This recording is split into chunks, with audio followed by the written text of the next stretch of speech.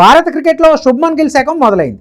Rohit Sharma టెస్టులకు retirement ప్రకటించడంతో జట్టు పగ్గాలు అందుకున్న గిల్కు తొలి సిరీసే పెద్ద సవాల్గా నిలిచింది. సిరీస్ గెలిచి 18 ఏళ్లు దాటిపోయిన ఇంగ్లాండ్ గడ్డపై సారథిగా తొలి పరీక్షకు రెడీ అయ్యాడు. తొలి టెస్టులో గెలిచే అవకాశాలను చేజార్చుకున్నప్పటికీ సారథిగా పర్వాలేదనిపించాడు. తొలి టెస్టు ఓటమి తర్వాత రెండో మ్యాచ్లో జట్టును అద్భుతంగా లీడ్ చేశాడు గిల్. బ్యాటర్గాను తన సూపర్ ఫామ్ను కంటిన్యూ చేస్తూ సారథిగా తన వ్యూహాలతో భారత్ను సక్సెస్ఫుల్గా లీడ్ చేశాడు. నిజానికి సారథిగా ఉన్నప్పుడు వ్యక్తిగత ప్రదర్శన ఆశించిన స్థాయిలో ఉండదు. గతంలో చాలాసార్లు పలువురు కెప్టెన్ల విషయంలో ఇది రుజువైంది. ఎందుకంటే కెప్టెన్సీ ఒత్తిడిని అధిగమించడం అంత ఈజీ కాదు. కెప్టెన్సీ ఒత్తిడిని తట్టుకోలేక ఆ బాధ్యతలకు గుడ్ బై చెప్పిన క్రికెటర్లు కూడా ఉన్నారు. పైగా భారత్ లాంటి టీంను లీడ్ చేయడం ఎంత కష్టమో అందరికీ తెలుసు. ఎందుకంటే గెలిచినప్పుడు వచ్చే ప్రశంసలకు రెట్టింపు విమర్శలు ఓడిపోయినప్పుడు వస్తుంటాయి.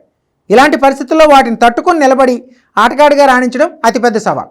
గిల్కు సారథిగా ఇదే తొలి సిరీస్ కావడంతో అంచనాలు భారీ స్థాయిలో అయితే లేవు. ఎందుకంటే కోహ్లీ, రోహిత్, పుజారా, రహానే లాంటి సీనియర్లు లేకుండా యువ ఆటగాళ్లతో కూడిన టీం ఇంగ్లీష్ గడ్డపై సంచలనాలు సృష్టిస్తుందని ఎవరూ అనుకోలేదు.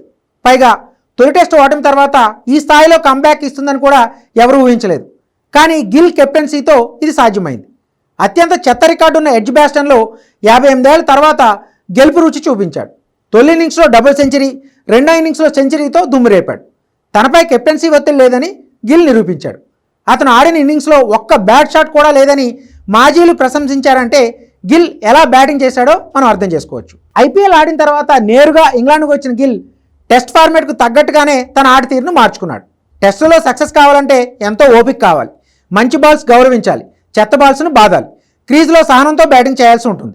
వీటిని పెర్ఫెక్ట్గా ఫాలో అయినందుకే గిల్ భారీ ఇన్నింగ్స్ ఆడగలిగాడు. ఇక సారథిగా తనదైన మార్క్ చూపించాడు గిల్. ఫీల్డింగ్ సెటప్, బౌలర్లను మార్చడం, సహచరులను ఉత్సాహపరచడం, ఇలా అన్ని విషయాల్లోనూ ముందుండి నడిపించాడు. ఇంగ్లాండ్ టూర్లో ఈసారి భారత్ ఒక్క మ్యాచ్ గెలిచినా గొప్పే అని పలువురు మాజీలు అభిప్రాయపడ్డారు. అయితే ఒక మ్యాచ్ కాదు, సిరీస్ గెలిచే ఉత్సాహాన్ని జట్టులో నింపాడు గిల్.